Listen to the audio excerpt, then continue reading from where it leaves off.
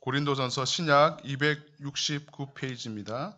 6장 1절부터 11절까지 말씀, 저와 여러분들이 한 절씩 교독하시고 마지막 11절은 함께 읽겠습니다. 1절 말씀입니다.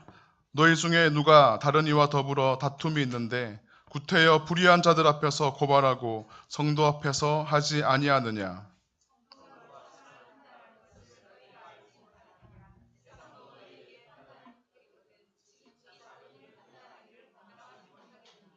우리가 천사를 판단할 것을 너희가 알지 못하느냐? 그러하거든 하물며 세상 일이랴.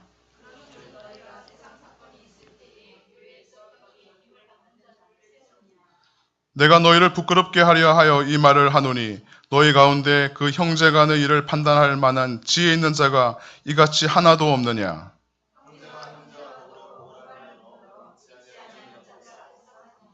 너희가 피차 고발함으로 너희 가운데 이미 뚜렷한 허물이 있나니 차라리 불의를 당하는 것이 낫지 아니하며 차라리 속는 것이 낫지 아니하냐. 불의한 자가 하나님의 나라를 유업으로 받지 못할 줄을 알지 못하느냐. 미혹을 받지 말라. 음행하는 자나 우상 숭배하는 자나 간음하는 자나 탐색하는 자나 남색하는 자나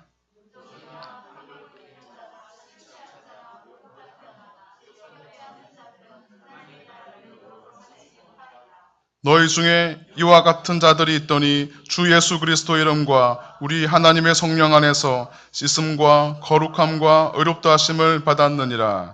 아멘. 그리스도인들의 소속 문제라는 제목으로 최성우 목사님께서 말씀 전하시겠습니다.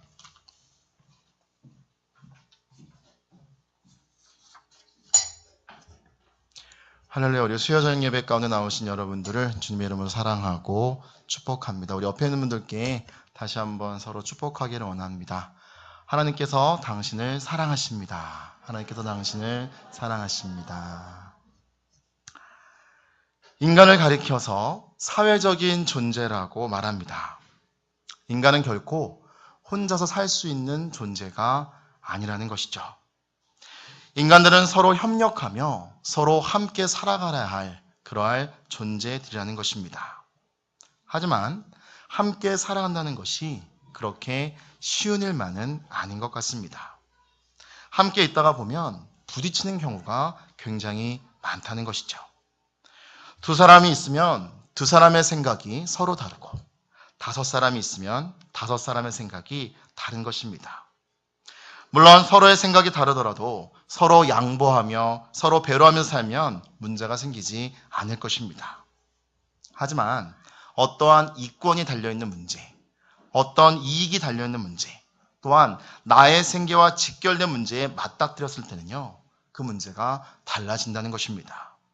서로 양보할 수 없는 상황에 이르게 되고 결국에 분쟁에 휘말리게 된다는 것이죠.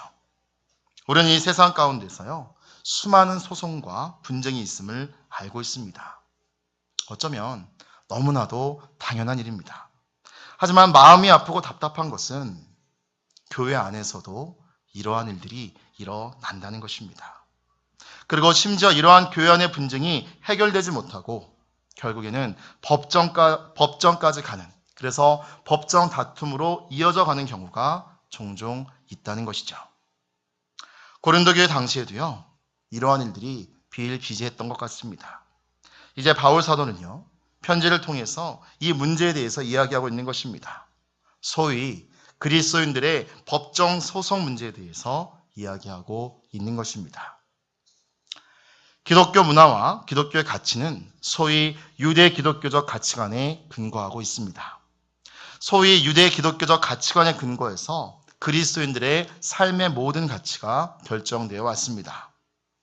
성경이 기록되던 당시에 가장 강력하게 세계를 지배하고 영향을 미치고 있었던 두 가지의 문화는요, 바로 헬레니즘과 헤브라이즘이었습니다. 그럼에도 불구하고 기독교적 삶에 더 가까운 전통은 헬라 전통이 아니라 유대적인 전통이라고 할 수 있습니다. 그러나 복음이 헬라권 문화 안에서 전파되고 사람들이 예수님을 믿고 그리스도인이 됨으로써 피할 수 없는 두 개의 문화적인 충돌이 일어났다는 것이죠. 즉, 유대교적 관습과 힐랍적인 관습의 충돌이 일어나게 된다는 것입니다. 이것이 법정 소송 문제가 드러난 하나의 배경이라고 할 수가 있는 것이죠. 유대인들은요, 유대교적 문화 관습에 의해서 어떤 문제가 생기면 법정에 가지 않습니다. 할 수만 있으면 대체로 가정 안에서 해결하는 것이 소위 히브리적 유대 전통이라고 할 수 있는 것입니다. 그러나 그 방식으로 해결이 안 되면 교회 회당의 지도자에게 찾아가서 해결을 받든지 아니면 마을의 지도자를 찾아가서 그에게 상담하고 그의 의견을 듣고 해결하는 것이 대부분의 문제 해결 방식이었습니다. 그러나 소위 그리스 전통, 즉 히랍 전통은 달랐다는 것입니다. 히랍 문화는요, 법을 만들고 법정 문화를 만들었습니다. 그리고 법을 만들면서 그 법정 문화를 발달시켰죠. 아주 상세하고 자세한 법을 만드는 것이 히랍 문화권에서 발전했습니다. 히랍 사람들은 거의 모든 사소한 문제까지 법정에 가서 해결하였고 이것이 바로 헬라의 삶의 양식이었던 것입니다. 그래서 그들의 삶의 한복판에 법이 들어와 있었고 법정 문화가 있었습니다. 지금도 옛날 성경시대에 있었던 그리스의 도시들을 발굴하면 제일 많이 나오는 것이 재편에 관련된 여러 가지 기념비나 재판서 혹은 베마라고 불리는 재판관들이 앉았던 돌이라고 합니다. 과거 헬라의 극작가 가운데 아리스토파네스라는 사람이 있었습니다. 이 사람의 작품 가운데 이런 이야기가 나옵니다. 그리스인 두 사람이 알렉산더를 통해서 전 세계가 정복되고 있는 그 헬라 문화가 퍼져나갈 때 어떤 나라가 과연 헬라 영역 안에 속해 있는지 알아내는 방법에 대해서 서로 대화를 나누고 있었습니다. 두 사람 중 한 사람은요, 어떤 지역이 헬라 땅인지 아닌지 알고 싶으면 상대방에게 그곳에 법정이 있어 라고 묻는다고 했습니다. 법정이 없다면 그곳은 그리스 문화가 아니라는 것입니다. 이렇게 말할 정도로 법정 문화가 삶의 구심점을 이루고 있었던 것이 헬라 문화의 전통이었습니다. 그들은 사소한 문제까지 모두 법정에서 해결했던 것이요. 그런데 이것은 방금 앞에서 말씀드렸다시피 유대적인 전통 혹은 그리스도인들의 삶의 전통적인 모습은 아니라는 것입니다. 유대적인 전통은 문제가 생기면 가급적 가족 안에서 해결합니다. 또 그들의 공동체 안에서 해결하는 것이 그들의 일반적인 삶의 양식이었다는 것입니다.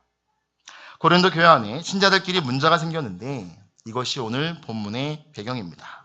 이에 대해서 어떻게 해결할 것인지 오늘 본문에서 바울은 중요한 핵심을 소개하고 있는 것입니다. 오늘 본문 말씀 우리 고린도전서 6장 8절 말씀 다시 한번 다 같이 한번 읽어보겠습니다. 8절입니다. 너희는 불의를 행하고 속이는구나. 그는 너의 형제로다. 무엇이 강조되었습니까? 그는 너의 형제다라고 했습니다. 하나님을 함께 아버지라고 부르는 형제들이 아니냐는 것입니다. 그러면 어떻게 해결해야 될까요? 가정 안에서 형제끼리 잘 해결하라는 것입니다. 이것이 바울 사도의 권면의 초점이라고 할 수 있습니다. 그러나 문제가 복잡하고 해결이 안 되니까 어떠한 주장을 했을까요? 둘 중에 한 사람이 틀림없이 고발했을 것이고 그 문제를 가지고 법정에 갈 수밖에 없는 사태가 벌어졌을 것입니다. 바울은 그런 문제를 가지고 꼭 법정까지 가야만 했는지를 지금 묻고 있는 것입니다. 잘못했든 잘했든 간에 법정에 그 문제를 가지고 간 사람에게도 책임이 있다는 것이죠. 바울은 심지어 그것도 죄라고 이야기하고 있습니다. 왜냐하면 8절 이하에서 보면요, 법정 송사 문제를 다루다가 다른 여러 유형의 죄들과 법정 송사의 죄를 동일한 수준에 놓고 바울이 경고하고 있기 때문입니다. 우리 9절 말씀도 다 같이 한번 읽어보도록 하겠습니다. 고린도전서 6장 9절 말씀입니다. 불의한 자가 하나님의 나라를 유업으로 받지 못할 줄을 알지 못하느냐. 미혹을 받지 말라. 음행하는 자나 우상 숭배하는 자나 간음하는 자나 탐색하는 자나 남색하는 자나. 아멘. 이런 여러 유형의 죄들과 법정 송사의 죄를요, 지금 동일한 수준에 놓고 바울이 경고하고 있는 것입니다. 왜 바울이 법정에 가지 말고 될 수 있으면 우리 안에서 그 문제를 해결하라고 했을까요? 그것이 바로 오늘 본문의 핵심인 것입니다. 바로 세 가지 이유 때문인데요. 그 첫 번째 이유는요, 그것이 성도의 신분을 부인하는 그러한 일이기 때문입니다. 다시 말하면 성도들은 어떤 사람들인지를 생각해 보라는 것입니다. 우리 성도들은요, 온 세상을 한 날에 심판하고 판단할 사람들이라는 것입니다. 그런데 우리가 그 문제 하나 해결하지 못하고 세상 법정에서 그 문제를 해결하겠다고 거기까지 가서야 되겠느냐라는 것입니다. 이러한 태도는 성도답지 못하고 성도의 전체성을 부인하는 행위가 된다는 것이죠. 성도의 신분을 부인하는 것입니다. 바울은 이렇게 강조하고 있습니다. 오늘 고린도전서 2절 말씀에서 성도가 세상을 판단할 것을 너희가 알지 못하느냐. 세상도 너희에게 판단을 받겠거든 지극히 작은 일 판단하기를 감당하지 못하겠느냐. 여러분들은 혹시 판사를 부러워해 본 적이 있는지 모르겠습니다. 우리는요, 판사들을 부러워할 필요가 없다는 것입니다. 오늘 말씀대로라면 성도인 우리는 온 세상을 판단할 자리에 결국은 서게 될 것입니다. 성경에서는요, 우리가 온 세상을 판단할 것이다 라고 이야기하고 있습니다. 3절에 보면 심지어 우리가 천사들도 판단할 것이다 라고 하였습니다. 이런 말이 나오게 된 배경은 시편 8편 5절 말씀에 나와 있습니다. 우리 시편 8편 5절 말씀, 우리 화면을 보면서 같이 한번 읽어보도록 하겠습니다. 그를 하나님보다 조금 못하게 하시고 영화와 종기로 관을 씌우셨나이다. 아멘. 인간을 가리켜서 하나님께서 우리를 하나님보다 조금 못하게 지으셨다라고 이야기하고 있습니다. 천사들은 육체가 없기 때문에 자유로운 존재들입니다. 그래서 시간과 공간을 초월해서 다닐 수가 있는데 이런 면에서 보면 천사가 인간보다 우월한 존재인 것 같습니다.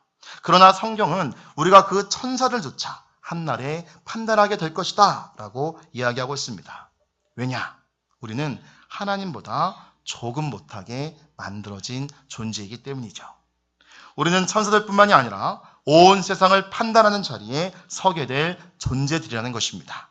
우리 마태복음 19장 28절 말씀도 다 같이 화면을 보면서 읽어보도록 하겠습니다. 예수께서 이르시되 내가 진실로 너희에게 이르노니 세상이 새롭게 되어 인자가 자기 영광의 보좌에 앉을 때에 나를 따르는 너희도 12보좌에 앉아 이스라엘 12지파를 심판하리라. 우리 예수님께서 당신의 12제자들에게 무엇이라고 말하고 있습니까? 세상이 새롭게 될 때 우리도 12보좌에 앉아서 이스라엘 12지파를 심판하게 된다고 하셨습니다. 그런데 그 정도에서 약속이 끝나는 것이 아닙니다. 요한계시록 2장 26절에서는요. 소아시아 7교회에 대한 편지 가운데 그 당시에 많은 신앙적 박해 가운데 살아가는 성도들에게 신앙의 승리를 권면하면서 이기는 자와 끝까지 내 일을 지키는 그에게는 만국을 다스리는 권세를 주리니 라고 기록이 되어 있습니다. 우리는요. 온 세계를 다스리는 그 자리에 서게 될 것입니다. 또한 요한계시록 3장 21절에는요. 이기는 그에게는 내가 내 보좌와 함께 앉게 하여 주기를 내가 이기고 아버지 보좌에 함께 앉은 것과 같이 하리라 라고 말씀하고 있다는 것이죠. 중동지방의 왕들이 전통적으로 앉는 의자는요. 옆으로 넓은 자리가 있는 그러한 의자입니다. 그런데 충성스러운 신하, 공을 세운 신하에게 왕이 포상하는 특권 중에 하나는 왕이 친히 신하를 불러 왕의 의자에 함께 앉히는 것입니다. 그 보좌가 어떠한 보좌입니까? 왕은 거기에 앉아서 온 나라를 통치합니다. 통치의 상징인 왕의 보좌에 왕과 함께 앉을 수 있다는 것은 신하가 얻을 수 있는 최고의 명예, 최고의 특권이 아닐 수 없다는 것이죠. 왕과 함께 보좌에 앉는 그 순간만큼은 그 사람도 왕과 같이 되는 것입니다. 그 자리에서 명령하면 왕의 권위가 있습니다. 주께서는 신앙의 승리자들에게 약속하시기를 아버지의 보좌에 함께 앉게 해주겠다고 하셨습니다. 그것이 성경에 왕노릇한다 라는 표현으로 나와 있는 것이죠. 다 같이 요한계시록 20장 6절 말씀 화면 보면서 다 같이 한번 읽어보겠습니다.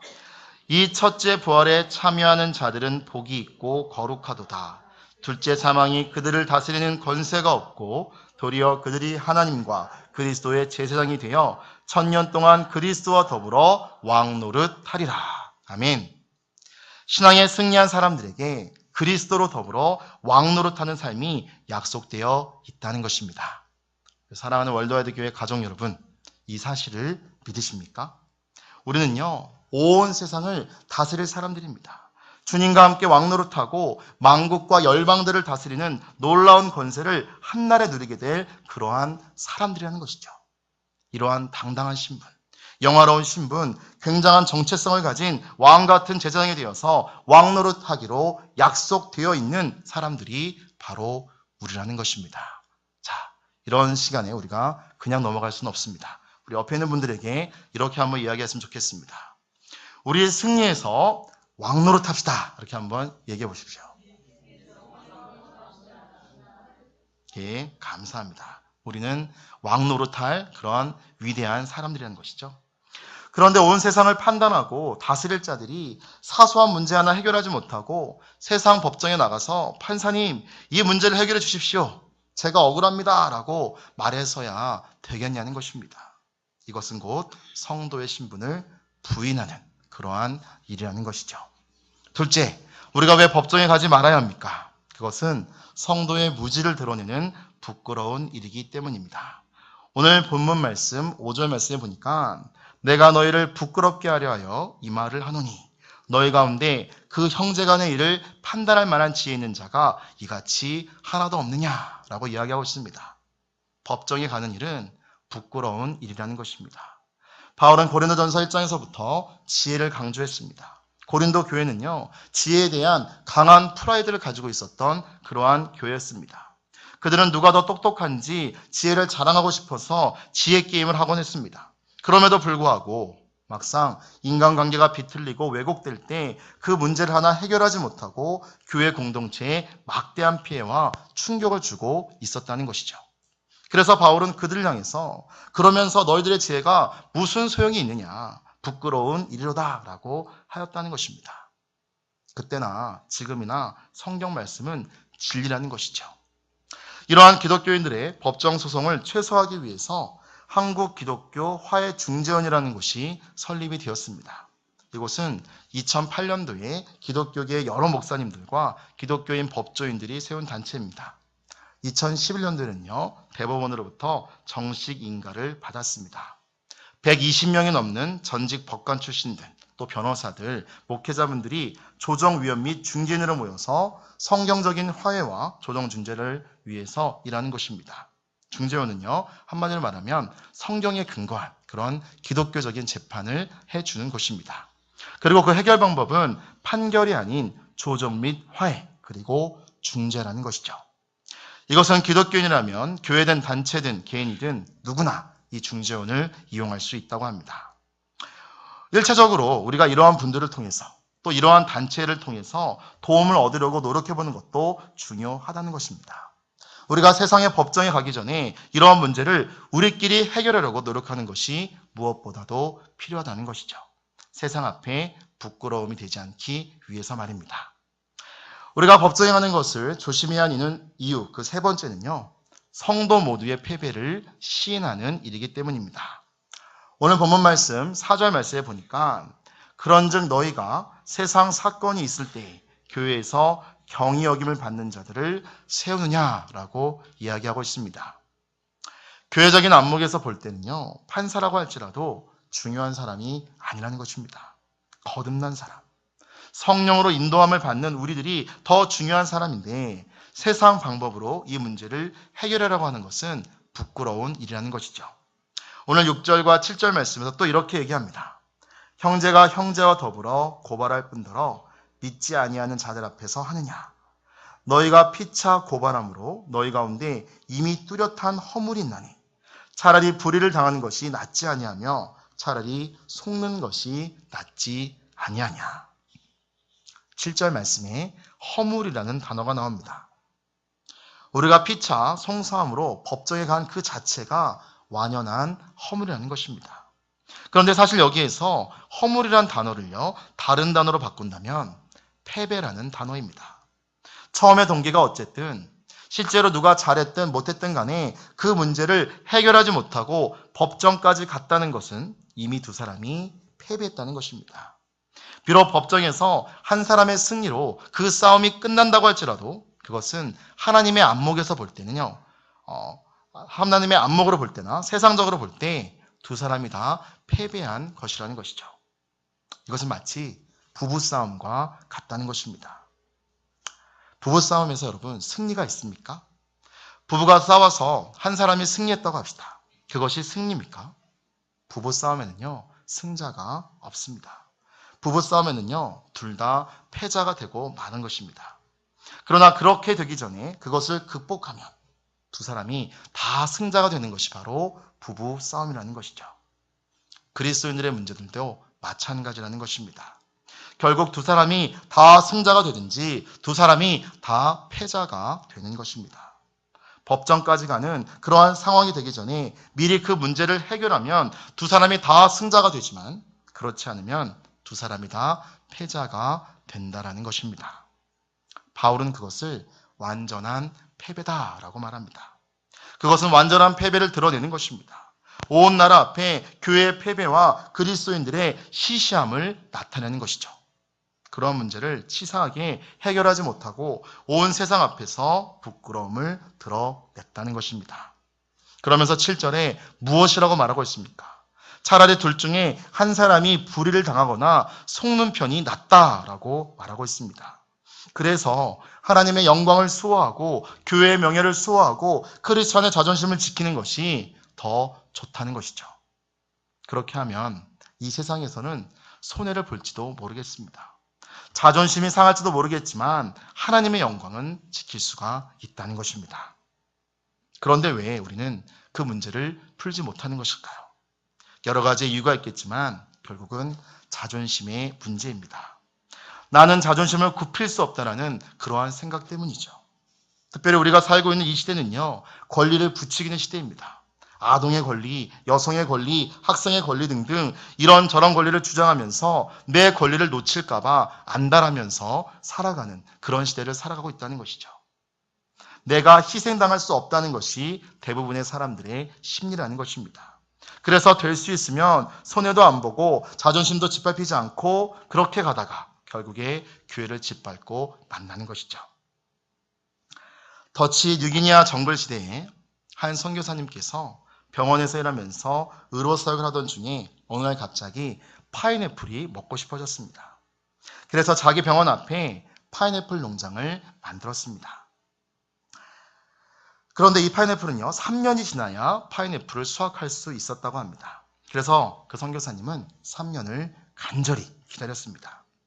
3년 만에 드디어 파인애플이 열리기 시작해서 수확할 때만을 기다리고 있었는데 수확할 때가 되어서 가보니까 원주민들이 이미 그 파인애플을 다 따먹고 하나도 없었습니다. 선교사님은 화가 났습니다. 그래서 조사를 해봤더니 파인애플 농장을 만들 때 선교사를 도와준 그 원주민들이 다 따먹었다는 것입니다. 그래서 선교사님은 그들에게 아니 내가 당신들에게 수고비까지 다 주면서 일을 시켰는데 왜 다 따먹었느냐라고 물으니까 그들이 정글의 법칙은 심은 사람이 주인이라고 했습니다. 자기들이 심었으니까 결국은 자기들의 것이라는 논리이죠. 선교사님은 화가 나서 어쩔 줄 몰랐습니다. 그래서 병원 문을 닫아보기도 하고 나중에는 원주민들이 그 밭에 들어오지 못하도록 입구에 커다란 개를 두기도 하고 꾀를 내어서 반반씩 나누어 먹자고 의견을 내기도 했습니다. 그런데 3년 후에 원주민들은요, 자기들 몫의 반을 따먹고 나머지 반마저 다 따먹어 버렸습니다. 선교사님은 굉장히 화가 났습니다. 그래서 참다 못해서 그 농장을 포기하고 다른 곳에 새로운 파인애플을 심었습니다. 그러나 원주민들은 자신들의 소유가 된 농장에서 파인애플을 따먹고 또 선교사의 그 농장에 와서도 자신들이 심었다는 이유로 그 파인애플을 다 따먹고 말았습니다. 그런데 이 선교사님께서 안식년에 미국에 와서 크리스찬 라이프라는 그 세미나에 참석했다가 거기서 교훈을 얻게 됩니다. 결국 모든 것은 다 하나님의 것이다. 내 것도 없고 내 것도 없고 다 하나님의 것이다라는 진리를 철저하게 깨달았다고 합니다. 하나님의 것은 하나님께 드려야 한다는 이 말씀이 그에게 강하게 부딪혔습니다.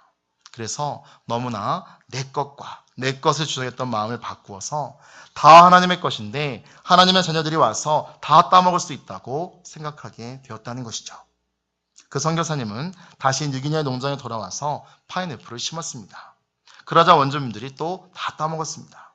그래서 그는 하나님의 것을 하나님의 자녀들이 먹는다고 생각하고 그냥 내버려 두었습니다. 그러자 원주민들이 선교사님이 화를 안 내니까 이상하다고 생각해서 선교사님에게 아니 왜 화를 안 내십니까? 라고 물었습니다. 선교사님은 내가 이것을 다 어떤 분에게 드렸습니다. 그래서 나는 걱정이 없습니다. 억울할 것도 없습니다. 라고 대답했습니다. 그러자 원주민들이 그 선교사님을 한참 쳐다보더니 이제야 크리스천이 되셨군요. 라고 하면서 아까 어떤 분에게 드렸다고 했는데 그분이 누구입니까? 라고 물어보더랍니다. 그래서 선교사님은 창조주 하나님께 다 드렸다라고 이야기했습니다. 그러니까 원주민들이 갑자기 수근거리면서 걱정하기 시작하더랍니다. 자기들이 하나님의 것을 도적질했다고 생각하게 된 것입니다. 그 다음부터 낚시하러 가서 고기를 못 잡아든지 사냥을 하다가 발목에 삐든지 하면 서로 수근거립니다. 우리가 하나님의 것을 도둑질해서 이렇게 된 것이다 라고 말하면서 말입니다. 원주민들은 선교사님에게 이것은 선교사님의 것이니까 선교사님이 다 드세요라고 말했습니다. 그러자 선교사님은 내 것이 아니니까 하나님의 것이니까 우리 다 같이 함께 먹읍시다 라고 하면서 파인애플을 오래간만에 먹으면서 감사를 드렸다는 그런 일화입니다. 물론 짧은 이야기지만 너무나도 감동을 주는 이야기입니다. 우리는 대개 내 것과 내 것을 가르고 주장하다가 싸움을 하게 되는데 이 모든 것은 다 하나님의 것이라는 것이 이 파인애플 스토리의 주제라는 것이죠. 물론 이 문제는요, 법정이 필요 없다는 그런 말은 아닙니다. 오늘 본문에서 주의할 점은 이것이 불신자와의 문제를 다루고 있는 것이 아니라는 것이죠. 불신자와의 문제는요, 법정에서 해결해야 합니다. 그런 경우가 많습니다. 바울도요, 불신자에 의해서 로마 법정에 끌려갔습니다. 바울은 로마 시민권을 가지고 있었기 때문에 자신의 억울한 문제를 로마의 가이사 왕자에게 해결해 달라고 호소했습니다. 불신자와의 문제는요, 법정에서 다루어질 수 있습니다. 물론 신자들끼리의 문제도요, 절대로 법정에 가지 말아야 하는 것은 아닐 것입니다. 왜냐하면 오늘날의 시대는요, 초대교회 때보다 훨씬 더 복잡해졌고 사람들 또한 더 악해졌기 때문입니다. 그러나 오늘 본문의 교훈의 핵심은 분명합니다. 될 수 있으면 법정에 가지 말라는 것입니다. 할 수 있으면 우리끼리 해결해야 됩니다. 할 수 있으면 기도하면서 해결해야 합니다. 할 수 있으면 하나님의 지혜를 빌려서 해결해야 합니다. 할 수만 있다면 하나님의 말씀에 근거해서 해결해야 한다는 것입니다. 무엇 때문입니까? 하나님의 영광을 위해서 말입니다. 그렇게 되면 내가 지금은 손해보는 것 같고 희생당하는 것 같지만 궁극적으로는 하나님께서 책임져 주실 줄을 믿습니다. 하나님께서 그 사람의 인생을 세워주실 줄 믿습니다. 아까 그 파인애플 스토리는요, 합당한 희생, 파인애플 스토리라는 책으로 출판이 되었습니다. 그래서 이 파인애플 스토리의 도서명이 바로 합당한 희생인 것입니다. 내가 희생했지만 그것은 합당한 희생, 가치 있는 희생이라는 것이죠. 하나님의 영광을 위해서 희생했더니 하나님께서 내 인생을 책임져 주셨다라는 것입니다. 우리가 이 세상을 살다가 보면 많은 문제들이 일어납니다. 그러나 크리스찬이라면 그 문제를 극복하고 해결할 줄을 알아야 한다는 것입니다. 그리고 하나님 앞에 신실하게 서서 하나님의 이름을 더럽히지 않고 교회의 명예를 더럽히지 않고 주의 영광을 드러낼 줄 아는, 나타낼 줄 아는 백성들이 되어야 한다는 것입니다. 사랑하는 월드와이드 교회 가족 여러분, 이러한 하나님의 자녀들이 되시기를 바랍니다. 합당한 희생, 가치 있는 희생, 예수님께서 우리에게 보여주셨던 나를 먼저 낮추고 나를 먼저 희생하시는 여러분들이 되어서 우리 공동체 가운데, 우리 월드와이드 교회 공동체 가운데 피스메이커가 되시는 여러분들 되시기를 바랍니다. 오늘 말씀을 기억하면서 우리가 기도하기를 원합니다. 이렇게 기도하기를 원합니다. 하나님 아버지, 그렇습니다. 우리가 우리 교회 공동체 안에서 합당한 희생을 하기를 원합니다. 가치 있는 희생을 하기를 원합니다. 우리 예수님께서 이 세상 가운데 오셔서 우리 가운데 친히 보여주셨던 하나님, 다른 사람들에게 섬김을 받으려는 것이 아니라 다른 사람들을 먼저 섬겼던 그런 희생을 우리도 해가기를 원합니다. 하나님, 우리 공동체 안에서 내가 먼저 낮아지기를 원합니다. 내가 먼저 희생하기를 원합니다. 내가 먼저 손해보기를 원합니다. 그렇게 될 때에 하나님의 공동체가 하나님의 공동체답게 되어질 것입니다. 하나님, 내가 먼저 그러한 희생을 하는 하나님의 귀한 자녀가 되어질 수 있게 해달라고 우리 주여 한번 크게 외치고 기도하도록 하겠습니다. 주여! 하나님 아버지 그렇습니다. 아버지 하나님 합당한 희생, 가치 있는 희생을 우리가 하기를 원하오니 아버지와 함께하여 주시고 인도하여 주시고 하나님 함께하여 주시옵소서. 하나님 우리가 너무나 우리의 권리만을 주장하고 있지 않습니까? 하나님 손해보려고 하지 않지 않습니까? 하나님 아버지 우리가 정말로 예수님께서 보여주셨던 그 희생의 가치, 그 가치 있는 희생을 우리가 우리의 교회 공동체에서 먼저 해나가면서 살아가는 우리들이 되어지길 원합니다. 하나님 우리가 먼저 희생할 때, 우리가 먼저 낮아질 때에 하나님 우리 교회 공동체 가운데 하나님의 나라가 하나님 이루어질 것입니다. 천국이 이루어질 것입니다. 아버지와 함께하여 주시옵소서. 오늘 말씀을 들은 우리 모든 월드와이드의 가족들이, 우리 모든 월드와이드 안에 모든 하나님 구성원들이 내가 먼저 희생하면서 나아갈 수 있는 우리가 되어질 수 있도록 하나님 함께하여 주시고 인도하여 주시고 축복하여 주시옵소서.